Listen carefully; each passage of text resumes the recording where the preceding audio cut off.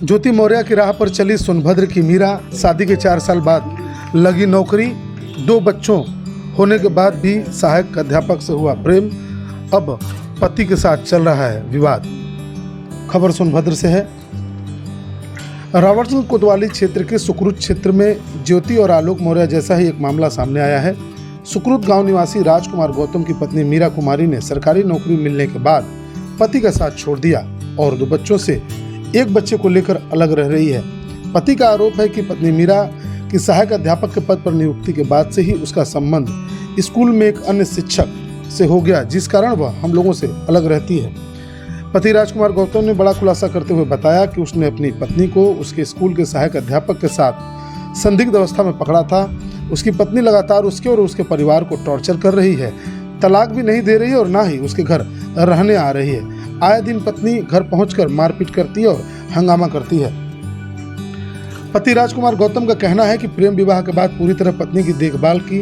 वर्ष 2014 में शादी के बाद अपनी पत्नी को बीटीसी में एडमिशन दिलाया। इसके बाद वर्ष 2018 में पत्नी को बेसिक शिक्षा विभाग में सहायक अध्यापक की नौकरी भी मिल गई, पर पत्नी का रवैया इसके बाद बदलना शुरू हो गया, क्योंकि वह बेरोजगार था। मजदूरी करके उसने पत्नी को पढ़ाया। इस दौरान पत्नी का संबंध 2019 में उसी के विद्यालय में सहायक अध्यापक से हो गया। दोनों को उसने रंगे हाथ भी पकड़ लिया। काफ़ी समझाने के बाद भी पत्नी नहीं मानी। इसके बाद पत्नी में विवाद बढ़ गया और पत्नी ने पति का घर छोड़ दिया। अपने मायके रावटसंग कुम्हरिया गांव जाकर रहने लगी। पीड़ित पति ने पत्नी के घर वापसी का मुकदमा परिवार न्यायालय में दाखिल किया है, लेकिन पत्नी अब अपने बेरोजगार पति को तलाक देने के लिए भी तैयार नहीं है। राजकुमार गौतम अब दर-दर की ठोकरें खाने के लिए मजबूर है। बड़ी बात यह है कि मीरा उसके घर जाकर लगातार हंगामा करती है, मारपीट की धमकी देती है, मुकदमा लिखाने की धमकी देती है, लेकिन पति राजकुमार गौतम का कहना है कि वो उसको तलाक नहीं दे रही है। इससे उसके बच्चों की ज़िंदगी खराब हो रही है। यही नहीं, मीरा एक बच्चे को अपने साथ रख रही है, जबकि एक बच्चा उसके पति राजकुमार गौतम के पास है। लगातार दोनों के संबंध खराब होते जा रहे हैं और राजकुमार न्याय के लिए दर-दर की ठोकर खा रहा है। सर, पति पत्नी का हमारा मामला ये है कि पत्नी हमारे साथ रहना नहीं चाह रही है, और जबकि हमारे 2 बच्चे हैं और हमारी शादी प्रेम विवाह हुई थी और बड़े ही धूमधाम से अरेंज मैरिज में कर दी गई थी। क्यों रहना चाह रही है, क्या वजह है? सर, वो गवर्नमेंट एम्प्लॉई हैं और उनका कहीं ना कहीं अफेयर है किसी और व्यक्ति से। शादी कब हुई थी और उस समय क्या कर रहे थे आप दोनों लोग? नौकरी कब मिली? सर, हमारी शादी 2014 में हुई थी और उस समय हम एजुकेशन में थे। हम पढ़ाई कर रहे थे, वो भी पढ़ाई कर रही थी, और इसके बाद उनकी नौकरी 2018 में लग गई और 2019 से उनका स्वभाव में परिवर्तन आने लगा और 2022 से पूरी तरीके से हमसे अलग रह रही हैं। 2 बच्चे भी हैं हमारे पास, तो एक बिटिया है बड़ी जो हमारे साथ रहती है और छोटा बच्चा उनके साथ रह रहा है। कहाँ में नौकरी करती हैं और किससे संबंध है? सर, वो नौकरी करती हैं कोन ब्लॉक में, और उनका जो संबंध है वो है ज्योति प्रकाश रमन। वो भी एक अध्यापक है प्राथमिक विद्यालय सरैया में। आपकी वाइफ मिल जाए?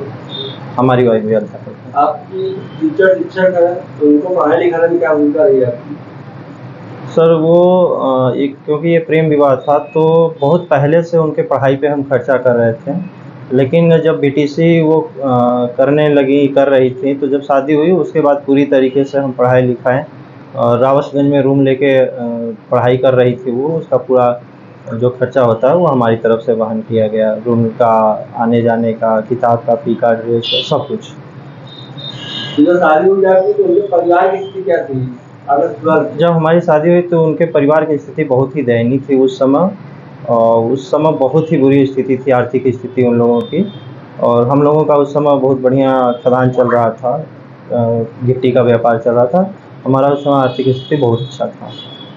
और प्रेम का संबंध जब जानकारी में आपको आया तो तुम्हारा तलाक आगे बताया जा रहा है। सर, ये अफेयर का मामला हमारे संज्ञान में 2019 में आया कि पत्नी का किसी से गलत अफेयर है, गलत तरीके से संबंध रखती हैं, लेकिन 2020 में 13 मार्च को ये हमको कंफर्म हुआ कि उनका गलत अफेयर है। खुद भी हमको जब डांट के थोड़ा सा पूछे तो वो खुद कबूल की। फिर इसके बाद एक पंचायत हुआ अपने परिवार का, उसमें वो शपथनामा लिखी कि आइंदा से हम कुछ ऐसा गलत नहीं करेंगे, किसी से संबंध नहीं रखेंगे, ना गलत तरीके से बातचीत करेंगे। लेकिन 2022 में फरवरी महीने में वो फिर गलत तरीके से पकड़ी गई। उस व्यक्ति से लोहरा डोंगिया बंधा पे मिलने गई और ऐसा। कहाँ एप्लीकेशन दिया आपने अपनी पत्नी को लेकर? सर, हम अपने पत्नी का अपना विवाद सुलझाने के लिए सामाजिक स्तर पे बहुत प्रयास किए हैं। जैसे गांव के जो लोग होते हैं, प्रधान और सम्मानित व्यक्ति जो होते हैं, उनसे हमने सुलझने का प्रयास किया। और हमारे जो टीचर संबंधित थे, जो हमको भी पढ़ाए थे, हमारे सालों को भी पढ़ाए थे, कहीं न कहीं हमारी पत्नी को भी पढ़ाए थे, उनसे भी हमने संपर्क किया, वो भी समझाने का प्रयास किए। लेकिन उसमें हमारा साला बोल दिया कि तुम्हारे पास हैया क्या है कि हमारी बहन तुम्हारे साथ रहेगी। क्या थाने, कोतवाली, चौकी या प्रोफेशन या कोर्ट में आप गए? बिल्कुल सर, हम पहली बार पुलिस चौकी सुकृत में अपना एप्लीकेशन दिए थे। वहाँ पे सुलह समझौता हुआ, तो वहाँ पत्नी बोली कि हम 6 महीना बाद आएंगे। लेकिन इसी बीच वो पत्नी गलत नीयत से, गलत तरीके से हमारे घर आई और घर का कुछ सामान, डॉक्यूमेंट अपना सब लेके गई। तो हमें एहसास हुआ कि ये मामला इतना आसान नहीं है, तो फिर हम सेक्शन 9 का मुकदमा विदाई का किए। फिर प्रोबेशन ऑफिस भी गए थे, जहाँ पे हमें उसमें क्या हुआ? वो आई आपके उसमें मुकदमे में आई है? सेक्शन 9 में वो आई हैं। उसमें रिप्लाई में साफ लिखा गया है कि वो हमारे साथ नहीं रहना चाहती। उनका बयान भी है कि हमारी स्थिति बद से बदतर हो जाएगी तो भी हम तुम्हारे साथ नहीं रहेंगे, ये उनका बयान है। और फिर मामला वहीं पे थमा हुआ है, रुका हुआ है। म्यूचुअल डिवोर्स का पेपर बन गया है। इसके बाद अब उनका कहना है कि हमको दूसरी शादी ही नहीं करनी है, तो हम तलाक क्यों लें। यानी हमें बीच में झूला झुला रही हैं, ना हमें रिलीज़ कर रही हैं, ना हमारे साथ रह रही हैं, जबकि 2 बच्चों का भविष्य भी बर्बाद हो रहा क्या है। चाहते हैं आप? हम ये चाहते हैं सर कि ये जो पत्नी है, ये किसी तरीके से सुलझे और किसी फैसले पे आए, और जो भी करना हो इनको न्यायालय से या सामाजिक स्तर पे ये अपना खुद फैसला एक लें कि क्या करना है, कैसे करना है।